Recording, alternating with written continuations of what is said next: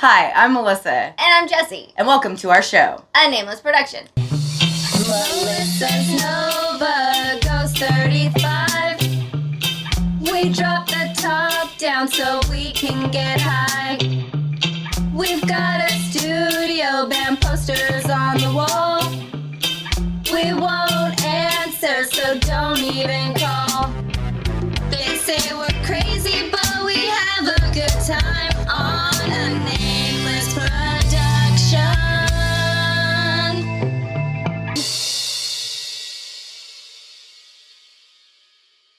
and today we are going to talk all about Kampfest, a music festival in honor of Andy J. Chavez, the lead singer of Katastro. entire festival, Yeah. just for him, to remember him, and So it was like all the people, all the bands that they had toured with, the bands that they have made music with. So it was their songs. They sang Katastro songs. There was new songs.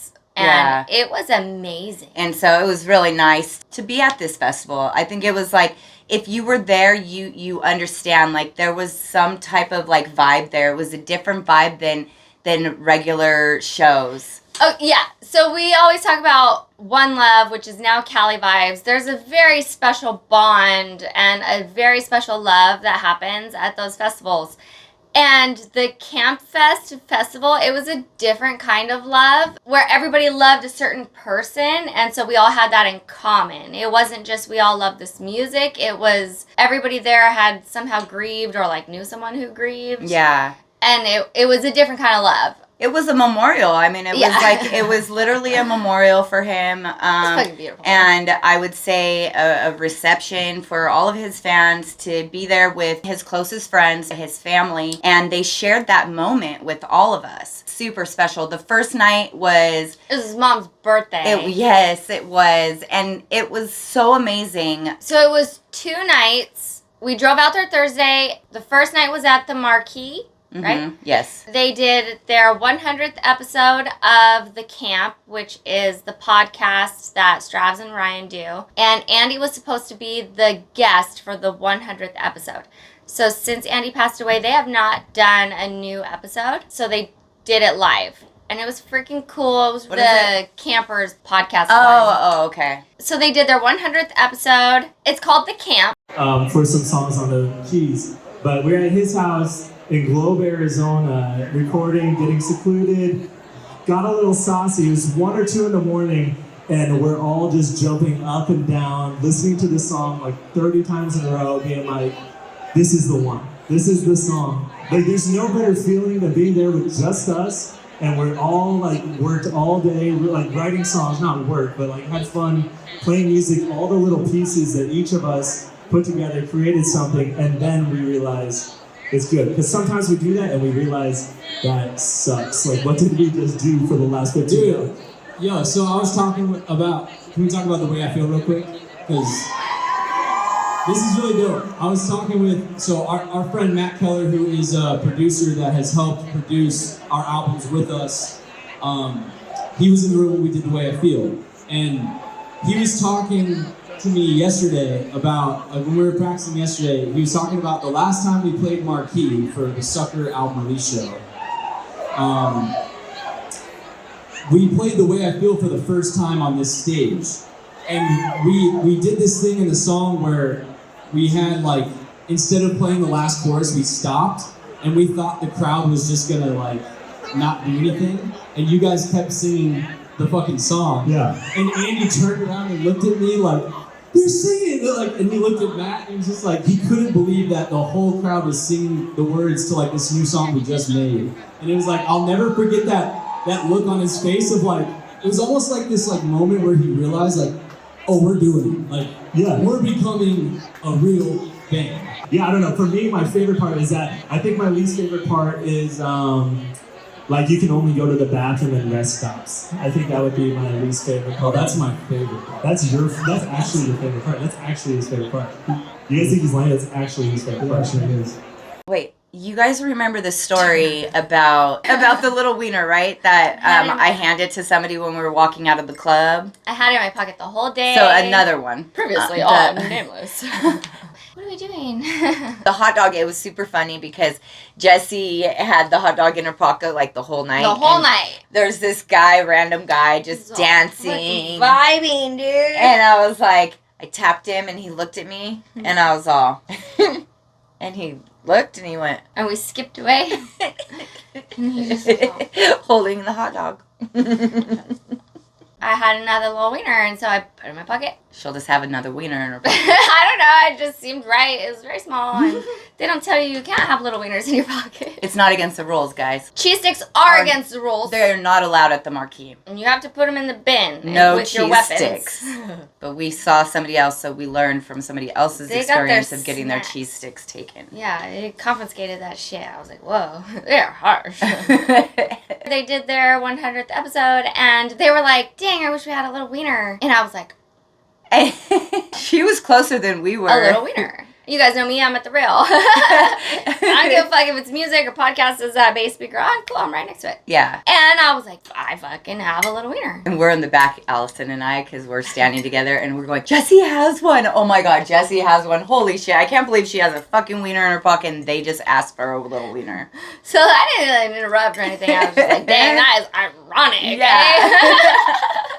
And so the night goes on, and they're coming down and, like, taking people's posters to sign them and stuff. Yeah, it was super cool. Amazing. And so Ryan came down, and the kid next to me wanted his poster signed, and I just, like, held out this little teeny tiny weenie. Very little. He was very little. Very little.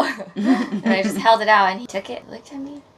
He didn't say anything. I didn't say anything, which probably made it weirder. In my mind, I didn't think I needed to say anything. They were signing things, so people were handing things to them to sign. So yeah. Jessie hands him this microscopic wiener. And he's like, pauses and just looks at me. He walks back on stage. Signs the poster. And, like, you see him look at the camera, and then he comes back with the kid's poster, and he goes, I'm keeping this. It's for you. You need a winner. She said.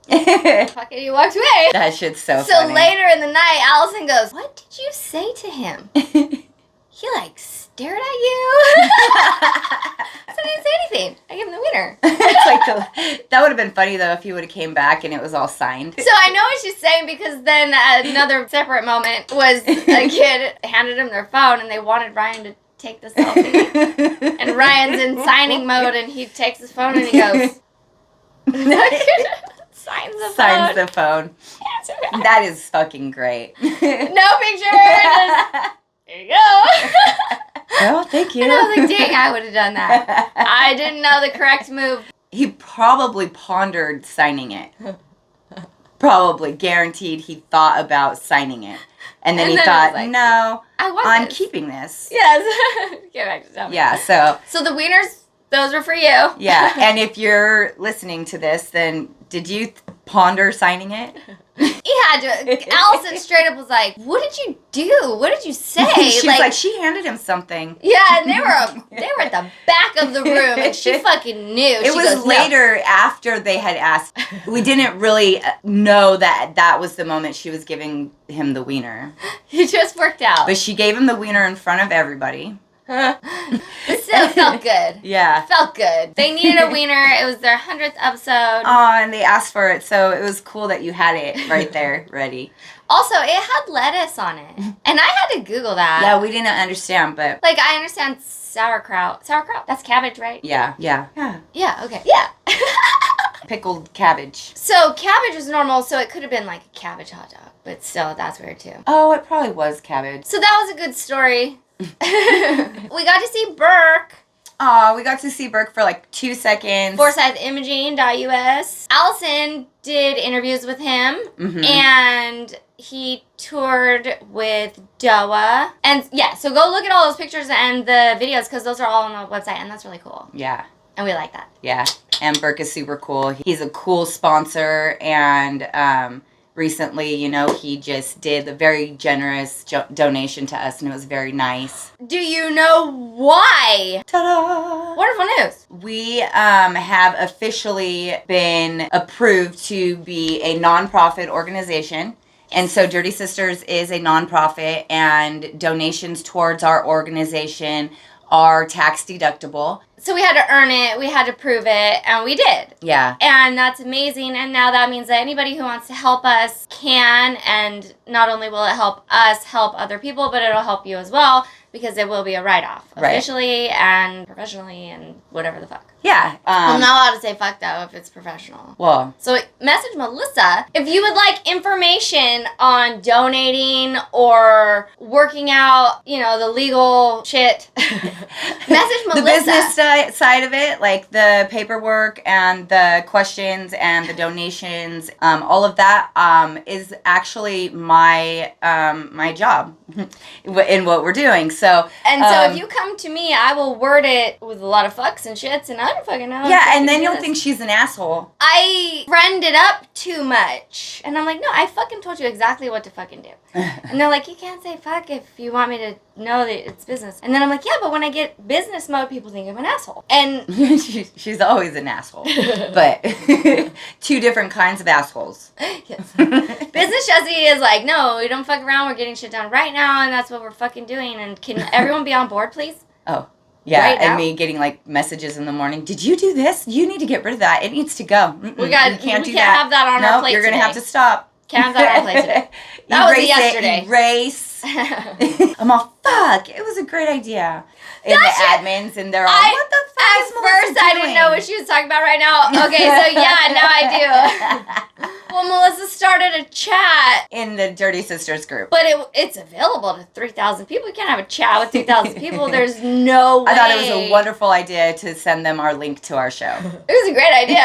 But there's no way to, like... monitor it. And it was like people would take advantage of that loophole immediately. And she was like, It's exactly why we have Jessie, because I did that chat and I was like, access to everyone. It wasn't even 24 hours. And I was like, no, this is going to happen. This is going to happen. And she's like, no, it's not. They're good. And then she scrolled up and she was like, fuck. All right. Fine. Damn it. Fine. I wanted to tell you were wrong and mean. So whatever. You have rules in every like aspect of what you do. Like now, because we are a nonprofit, we have a lot of rules and we have a lot of things that we have to follow. I'm having a hard time with it. She is. We have to stay very... don't want to be on censored. top of things. No, we're not censored. I know, but Facebook censored me. Oh, well, yeah. And they limited our business page. I got muted on Facebook. They did. And they fucking muted our business page. Yeah. And oh man, I got a lot to say about that. Yeah. But fuck, man. But that's a different thing. That's like a whole episode.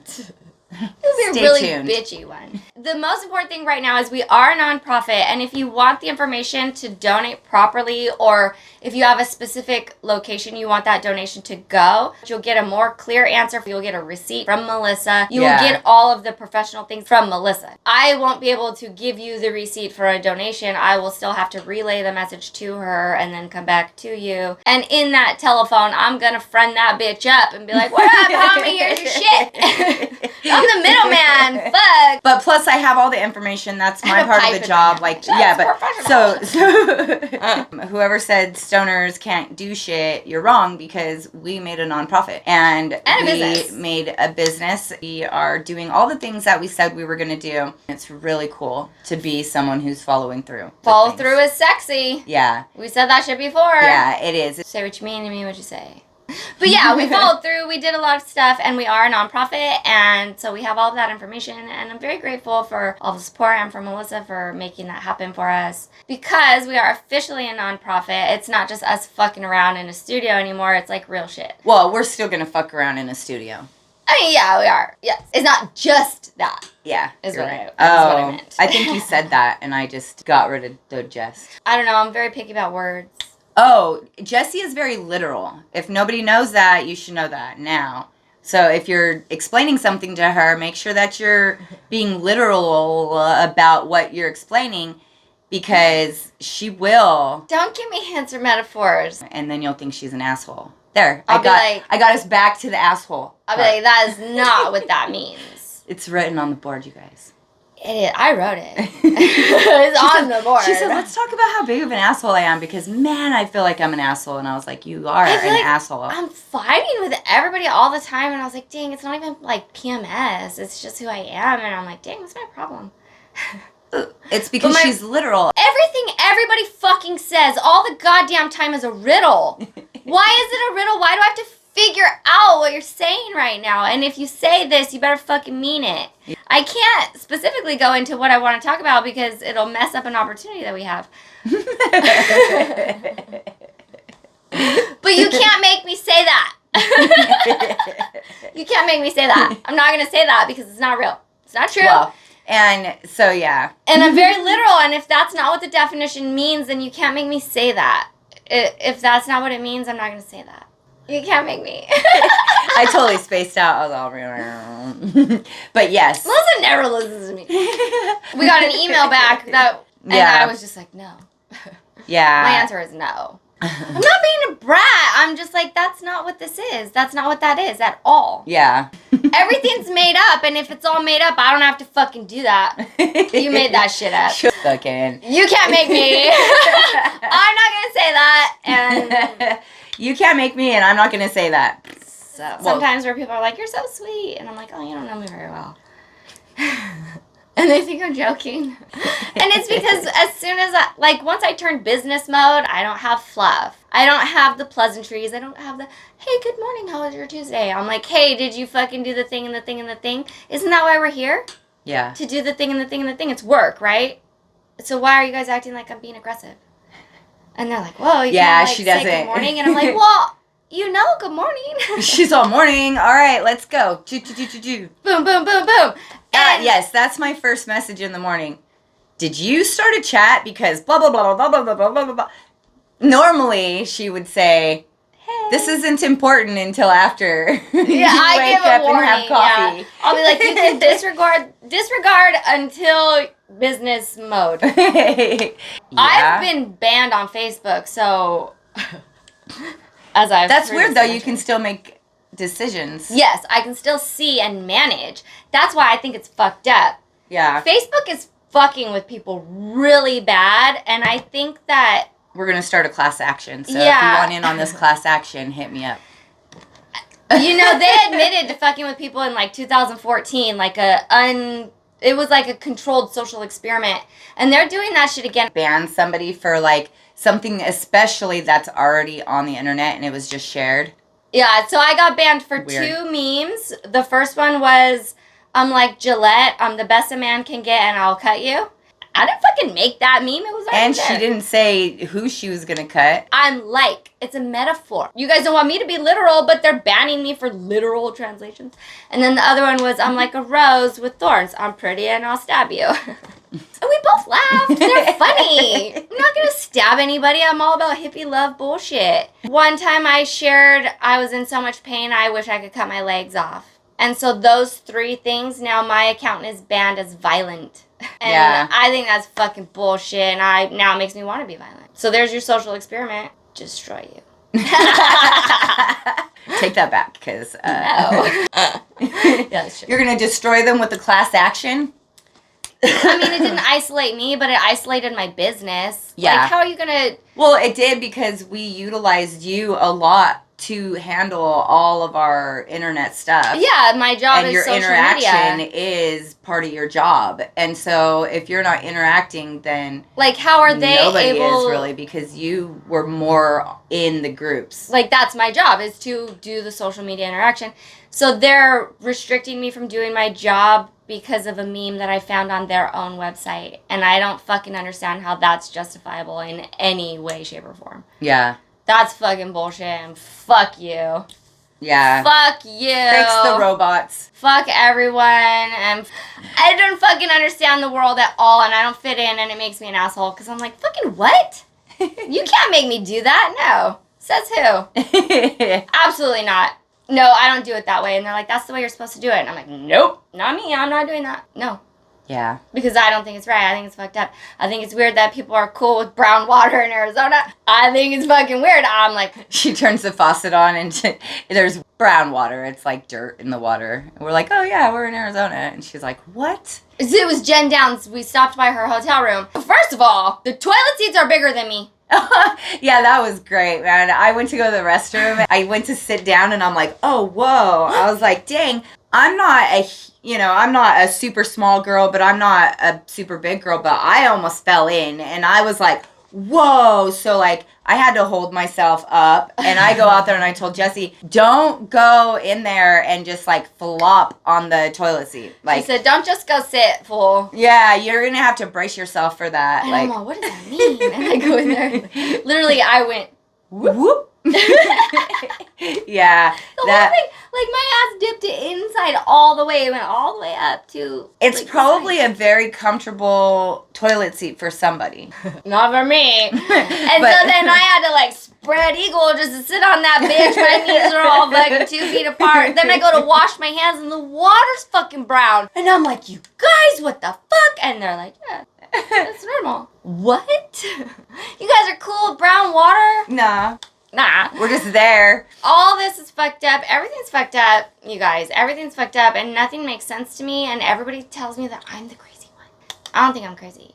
Actually, I am crazy, and I know that I am, and I know that I am the Well, odd didn't we one out, determine that, like, it's not crazy, it's something else? I told Jessie, she talks about things that I'm like, it sounds like I'm not, like, really paying, or looks like I'm not really paying attention, or, like, I don't have much to say back, because some of the shit I'm like, dang, she's just said that. But later, I'm like... The response I usually get from her is a face equivalent to, fucking what? I think it's like this. Okay. Yeah, no, I believe you. All right, Jessie. And it's more of like a calm down. But half of it, I'm like, no, I can roll with this. And then I don't think about it for a little while. But when something or a situation comes up, and I'm like, oh, I agree with her. It applies. Yeah, that applies, and I agree. And so it does stay in my head. And so Jessie is right about a lot of things. The world is... It's fucked up. Really fucked up. And it's just... We'll probably get kicked off YouTube now, too. Fact check me. Fact check it, bitch. Okay, so the world is fucked up, and in our little tiny attempt to make the world better, we have been working on the self-help album. We have, and oh my gosh, for a year now. And guess what? The self-help album is in review. It is online. It is fucking built, created. It's fucking there. And as soon as it's approved, we get to, like, drop the release date and promote it. And I'm super stoked because Jessie spent, like, the last week really, really, really focusing on getting it all up and properly. I had to remaster 15 songs. So then at first I had to learn how to be, like, a music producer. Yeah, so we said we're learning all the things. We're learning how to do different things. Jessie, worked her ass off to know those things, but now she knows them. And that's why she's going to be in pain, or she was in pain. Oh, yeah. See? She said... This is a whole other rant. This one's not a conspiracy theory, but it, like, led into it from... I was ranting about a conspiracy, and I made up my own. And we both forgot it, but it was really good. It was totally plausible. Yeah. But I made She'll it up. remember it again. I fucking made it up. So one of my Instagram friends sent me a link about a very specific gene. I don't want to quote it specifically because I didn't learn up enough about it. I skimmed through a whole bunch of articles, but there is a woman who found a gene or a specific pattern in genes that correlates pain and genius. To say it, like, I tried to explain it to my ex-husband, and he looked at me like I was a total dick. I'm like, fuck you, dude, I'm smart. I graduated college in honors and fucking high school with honors. Like, I'm a fucking smart motherfucker. I literally wish I could skip sleep so that I could read books just all night. Yeah, she knows everything, pretty much. Sometimes I get it wrong because I know too many things. Sometimes I'm like, fuck, I learned too much, I have to stop. And this is one thing her and Anthony used to be like, you need to stop. And I don't know how to stop because I'm like, no, like, there's so much knowledge that I just need to fucking know. What I gathered from all of the shit that I obsessively read in way too short of amount of time was the smarter you are and the more you dedicate to learning, you're accessing parts of your brain that most people don't normally access. You are limiting the energy because you only have a specific amount of energy for your body, which is why we don't always access those parts of our brain. We can't sustain the activity, we can't sustain the energy or the spoons that it requires. So the more I dedicate to learning and using my brain mentally and gathering all this information for all the shit that we're doing, the worse I'm gonna hurt and the more pain I'm gonna have. And it's like just this misfire in your brain where it doesn't properly know how to tell you stop and rest. And I don't have a stop and rest. I also don't have the signal in my body that says you have to pee. I'll be like, dang, I feel like I have to barf or something. oh, I should go pee. I know, I'm like, did you go pee? No. You've been sitting there all day, you should go pee. And I have ADD, so I fucking forget. So it started with EDS, and it said it's more prominent in women with hypermobility and EDS. And with EDS comes all of these comorbidities. Like all of these things that I have and that all of the people like me have. Gastroparesis, the GI problems, the skin problems, all of that shit collectively, they're trying to isolate to that misfire or that one specific gene or pattern. And I don't want to quote it wrong, that's why I'm like beating around it. Yeah. So if you're interested in it, just look that up. Read up on it. RCCX theory. But I geeked out on it. I went all ADHD on it, and by the end of it, I gathered, so geeking out on things and like obsessively learning is gonna cost me. So the next day, did you like feel like all in pain? So the more I pushed myself, then I have the crash, which I already knew. It also included learning, which I've never included in it. Yeah. I've always known, okay, if I push myself to past a certain limit, which normal people can maintain, I will have a crash where all of my joints just literally fall out like that little skeleton toy that goes, I do that. If you do that, then... She mentioned it when she looked at me, did you see? Don't do that. I'll be like, holy fuck, I have no idea what... Press the button. Right? The smarter you are, the more you suffer for it. Yeah. Which checks out because you go back and you think about like geniuses, and they always have some other part of them that's totally fucked up and weird. And so people tell me I'm an asshole. I'll second this. I'll second this. It takes me a long time to get to the point, but once I get there, people are like, oh yeah. Follow her. Because I say fuck too much and I get all angry and mad because I can't properly say it. So I'm like, fuck! Let me try. I know I'm small and loud and squeaky. I can't fucking help it. She means well. I'm compensating for something. Very smart. She's a large man, you guys. She's a large man. You know, in my past life, I do believe that. I must have been a large man, and they were like, now you have to try and fucking have that energy, be small. Bam! And a woman. Handle it. Yeah, and everybody's like, wow, you're angry.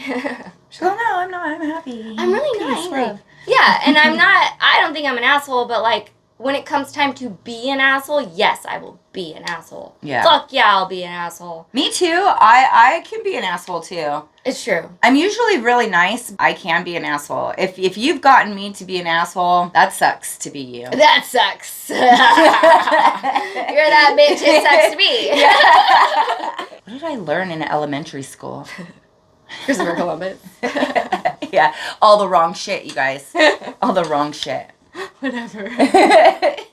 This is what my conspiracy was about earlier. I guarantee you. I shouldn't even say it on the internet. No, because we will get in trouble. But we rambled a lot and we lost the point a lot of times. But the most important things of this episode are Kampfest was fucking amazing. It was such a great experience to be able to be around so many people that loved Andy and loved his music and that were there to support the rest of the band. Grief is love that has no place to go, and it was very nice that they gave it somewhere to go. Yeah. Music changes people. Music is love. You know, music fucking helps. Yeah. That's why there is music. That's people turn to the arts when they need that fucking support. It was beautiful for them to throw Kampfest. It gave a place for that love and that grief to go. There was so much love. It was fucking beautiful. It was amazing, and all the tiny details and the fact that they brought in the fans to volunteer and help out do all that shit, that was really fucking special and cool. Yeah, it really was. Being able to be a part of something like that, not everybody gets to experience. The last person that I felt this way about, made even shrines for kind of, was Kurt Cobain, and it was funny that, you know, one of the Katastro songs straight up says, do rockstar shit like Nirvana.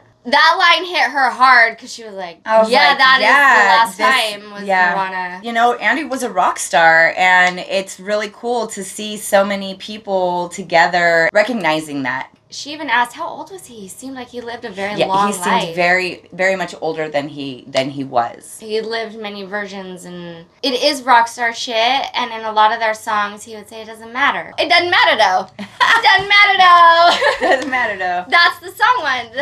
It doesn't matter, though, because it didn't matter. Like, he did the rock star shit. He lived that life. He wanted that life, and he fucking made it. Yeah. He's gone, but, like, he lived the legacy he wanted, and he gave it to us, and it was fucking beautiful, and like we all still get to enjoy it. Yeah. And it did leave that lasting impression, and it's gonna stick around, and that's fucking cool. Jared and Duddy were there, and that was really cool because Roman they Daddy were there. Sorry. They sang, okay, so when Andy died, he was in California recording with the Dirty Heads. Yeah. You know, we love Katastro. We love Dirty Heads. And to have Dirty Heads have Katastro and them all together, it was a cool thing. And it was something that we all looked forward to. At Kampfest, Duddy and Jared came out after like all the performances, Bikini Trail and Barefoot and Roman Duddy, and at night 2 at the Mesa Amphitheater. Yes. Oh yeah, because there was night 2. Yes, we didn't say that. One was at the Marquee, and then the next night it was at the Mesa Amphitheater. At the end of the night, as like the final performance tribute, it was amazing. Duddy and Jared came out and performed the song that they were working on when Andy died. It was fucking magical. Oh, it was the most magical song. It's a great song. Oh, it was that kind of song where you're like, dang, like how ironic. It's called Good Life or The Good Life. The vibe of the song is like, we're fucking living the good life. And he did live the good life. You know, for that to be your last song, that's fucking cool. He went out with a bang, man. And it was beautiful to I just want to hear it for 1 second so we could get it better. Oh, I'm happy. Yeah, this is rad. I hope too that people can make some new friends this weekend. And talk to some people, man, because since losing Andy, the way that our fans have gotten together and connected with each other, and maybe gotten closer and then shared stories with us about how either Andy or like our music has affected you guys in a positive way, that it makes me see the band from a different perspective than I never did until he died. Like the moment Andy passed, since then, I've been able to see the band through a new lens and see how you like you were saying earlier. Like sometimes we don't think people are gonna show up to the show. Then we walk out and there's like, even like when we play at Red Rocks, I'm like, nobody's gonna come about it. That's why it's like it's such a beautiful thing. Like you said, it's just, I realize how special of a thing we've all been able to be a part of. And like having you two with me, like we all have gone through something really hard and like really, I don't know, it's just a life-changing, life-altering thing for all of us, but I couldn't have done it without both of you guys. And like, I don't know, I love these guys so much, I love all of you guys. Like, it's been, I don't know. Yeah, dude, it's been insane, man. I don't know what I'd do without the two of you guys. She don't know all that takes.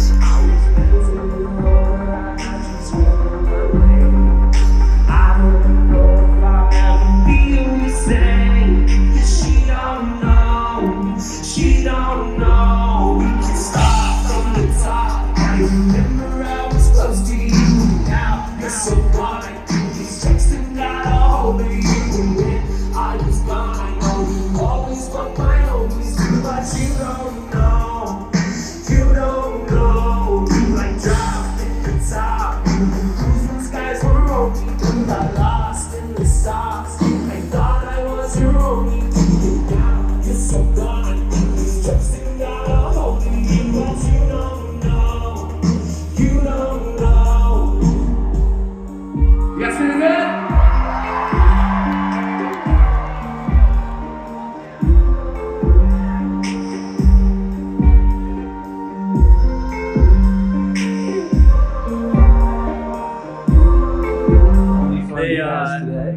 The reggae long-haired kings just left the studio. We just had Duddy, Jared, and the Dirty Heads.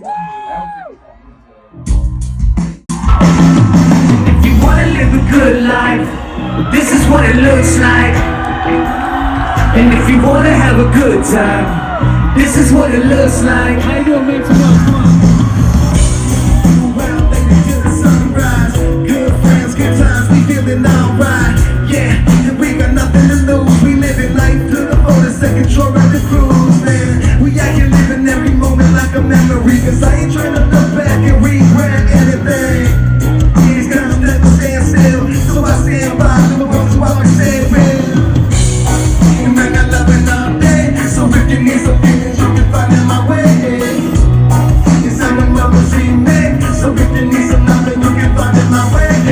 wanna live a good life, this is what it looks like. And if you wanna have a good time, this is what it looks like. And if you wanna live a good life, this is what it looks like. And if you wanna have a good time, this is what it looks like.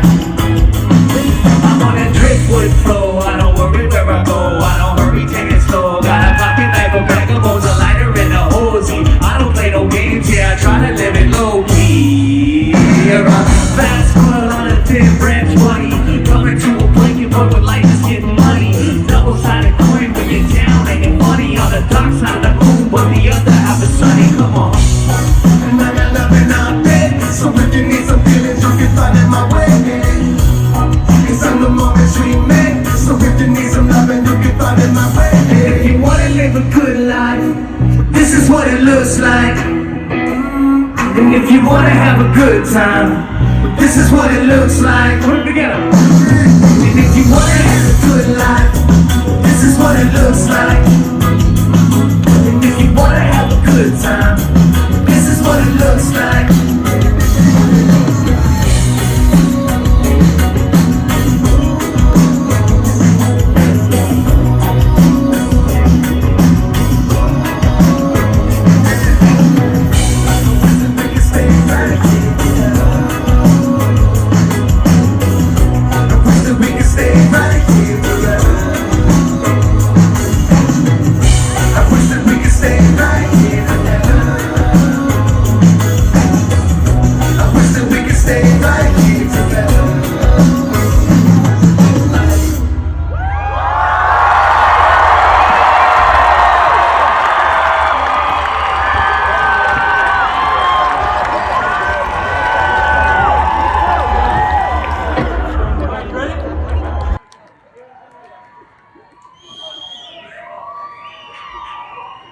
Oh shit.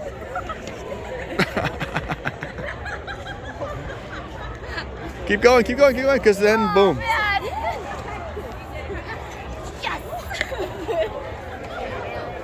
Round two?